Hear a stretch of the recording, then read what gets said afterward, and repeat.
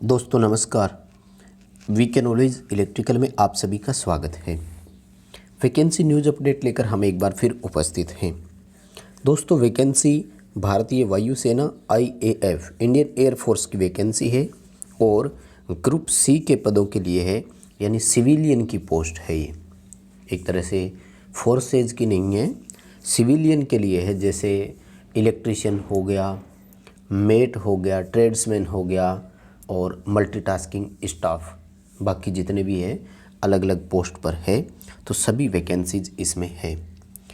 दोस्तों डिटेल से बात करेंगे वैकेंसी के बारे में कि कौन कौन अप्लाई कर सकता है, अप्लाई करने का लास्ट डेट क्या है, सिलेक्शन का प्रोसेस क्या रहेगा, सिलेबस कैसा होगा इसमें, और लास्ट डेट कितनी है और एज कितनी है, क्योंकि एयरफोर्स में एज का बहुत महत्व होता है दोस्तों। तो इसी सब पर चर्चा करेंगे। वीडियो को पूरा लास्ट तक आप ज़रूर देखना, आपके सभी सवालों का जवाब इसमें मिलने वाला है। बड़ी बात यह है दोस्तों कि इसमें लगभग सभी जितने भी वो अपने कमांडेंट यूनिट्स हैं वहाँ की वैकेंसीज इसमें है, तो आपको अपने घर के नज़दीक भी मौका मिल सकता है। और मैं मेरे यहाँ का एग्जांपल दूँ तो यहाँ सूरतगढ़ कैंट में भी वैकेंसी है, गंगानगर कैंट में भी है और बीकानेर में भी है। अब देखिए अगर कोई हनुमानगढ़ गंगानगर का है तो उनके लिए इससे नज़दीक और क्या होगा। इसी तरह से अम्बाला कैंट भी है, पंजाब में भी है, यानी जालंधर है, लुधियाना है। तो आप जिसमें चाहें अप्लाई कर सकते हैं दोस्तों, ठीक है। डिटेल वाइज पोस्ट यहाँ पर दी गई है और इसका पूरा PDF नोटिफिकेशन मैं टेलीग्राम पर डाल दूँगा, तो आप वहाँ से इसको देख लेना। वैसे तो अलग अलग अगर कैंट वाइज बात करें तो पोस्ट कम है, लेकिन आप प्रायोरिटी के आधार पर इसको सेट कर सकते हैं, तो कहीं कोई दिक्कत नहीं होगी। पोस्ट अलग अलग है दोस्तों हर जगह, किसी कैंट में कोई भी है, किसी में अलग है। जैसे कि कहीं पर स्टेनो की है, किसी पर सुपरिटेंडेंट यानी स्टोर अधीक्षक की है, कहीं पर अगर अपन देखें तो कुक है, फिर हाउसकीपिंग स्टाफ की है और फिर मेस के स्टाफ की है। तो अब एक नॉर्मल जो अगर आप भरना चाहें नॉन टेक आधार पर बात कर रहा हूँ मैं, तो स्टेनो सुपरिटेंडेंट स्टोर ये दोनों पोस्ट के लिए आप अप्लाई कर सकते हो, ठीक है।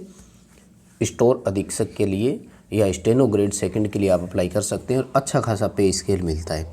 तो सब जगह है दोस्तों, अलग अलग है और ये ऑल इंडिया की है। आप पूरे भारत में कहीं भी अप्लाई कर सकते हैं जहां आपकी इच्छा हो, जहां आप सर्विस करना चाहते हो।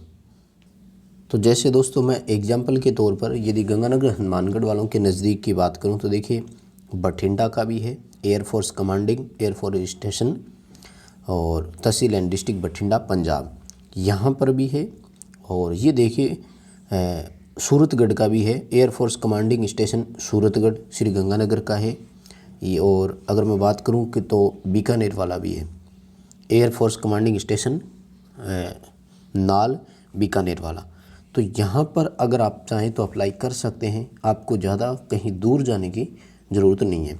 वैसे तो पंजाब के भी इसमें आसपास और है, जैसे पटियाला का भी है, बरनाला का भी है। तो इनमें से आप जहाँ कहीं भी अप्लाई करना चाहें कर सकते हैं।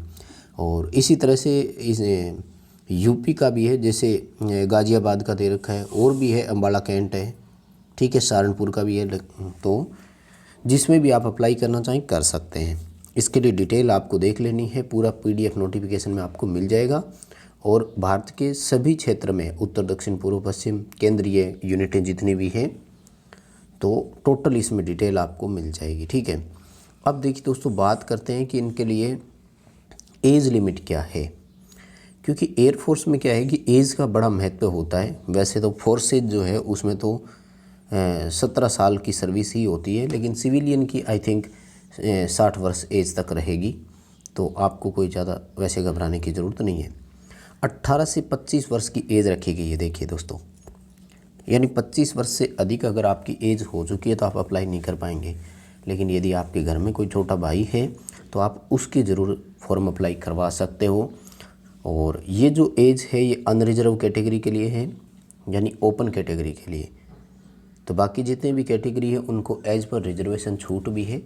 OBC को 3 वर्ष की, यानी अगर आप OBC से और 28 साल तक के हैं तो भर पाएंगे, कोई दिक्कत नहीं है। SC ST में 5 वर्ष की छूट है, यानी 30 वर्ष की एज तक, और यदि कोई फिजिकली हैंडीकैप्ड है तो उनको 10 वर्ष की छूट है। चलिए दोस्तों, बात करते हैं एजुकेशनल क्वालिफ़िकेशन के लिए। तो अलग अलग है साथियों। देखिए, सबसे पहले है सीनियर कंप्यूटर ऑपरेटर, अच्छी पोस्ट है, लेवल 5 में रखा जाएगा, और ये सेंट्रल पे कमीशन के अकॉर्डिंग पेमेंट मिलेगी, क्योंकि केंद्र की वैकेंसी के तहत आता है। बड़ा इम्पोर्टेंट है और काफ़ी अच्छी वैकेंसी मैं कहूँगा। सिंपल सा है कि मैथ में आपकी ग्रेजुएशन होनी चाहिए या फिर स्टैटिक्स में आपकी होनी चाहिए, और 1 वर्ष का अनुभव मांगा है।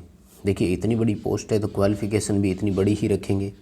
सुपरिटेंडेंट यानी अधीक्षक जो स्टोर वाले थे उनके लिए ग्रेजुएशन मांगा है, यानी BA BSc BCom आपके पास कुछ भी हो आप कर सकते हो, और अगर कहीं पर आपने काम किया है तो भी बहुत अच्छी बात है।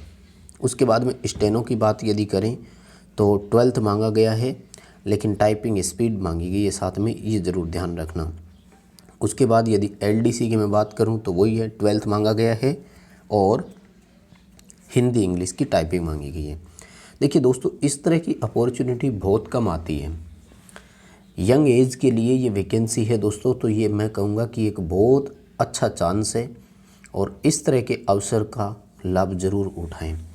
हिंदी टाइपिस्ट देखिए दोस्तों, और स्टोर कीपर की यदि बात करें तो 12th मांगी गई है, और ITI वाले जो है उसमें दोस्तों इलेक्ट्रीशियन की पोस्ट फ़िलहाल नहीं है, मैंने पूरा कंप्लीट देख लिया था, लेकिन टर्नर की है, फिटर की है, ठीक है।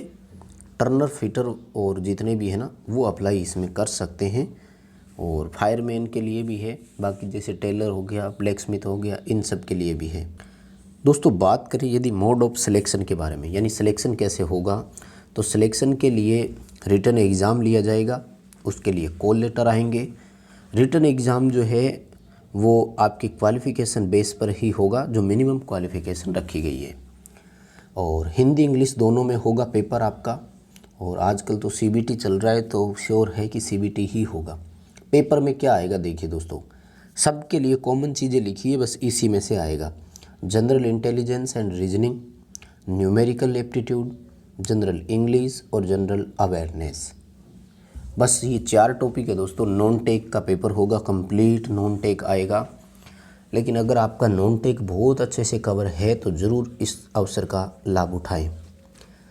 अप्लाई कैसे करना है दोस्तों, फॉर्म ऑफलाइन अप्लाई करना है आपको, और लास्ट डेट के जो एडवर्टीजमेंट है उसके 30 दिन के अंदर अंदर फॉर्म वहाँ पर पहुँच जाना चाहिए, जिस कमांडिंग यूनिट के लिए आप अप्लाई करना चाहते हैं, ठीक है। स्पीड पोस्ट से कर सकते हो, कोई दिक्कत नहीं है। रजिस्टर्ड पोस्ट से भी सेंड कर सकते हो, कोई दिक्कत नहीं है, लेकिन सेंड आपको ऑफलाइन ही करना है।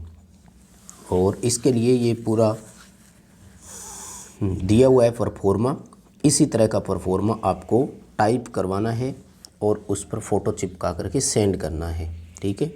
ये कोई भी कंप्यूटर वाला जो है वो टाइप कर देगा या इसका प्रिंट आउट निकाल देगा, फिर इसको आप अप्लाई कर पाएंगे।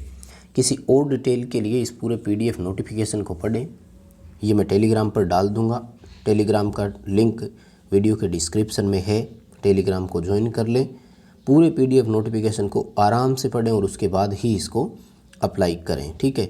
और इसका जो जारी करने का दिनांक है दोस्तों वो अभी फ़िलहाल इसमें है नहीं, लेकिन ये आप मान सकते हैं कि लगभग ये 2 अप्रैल के आसपास जारी हुआ था, ठीक है। तो यानी आपके पास आप मान कर चलें 20 से 25 अप्रैल तक भेज देवें, कहीं कोई दिक्कत नहीं आएगी। वीडियो पसंद आया है तो लाइक ज़रूर करें, अपने दोस्तों को आगे इसे फॉरवर्ड ज़रूर करें। चैनल पर नए हो तो चैनल को सब्सक्राइब ज़रूर करें।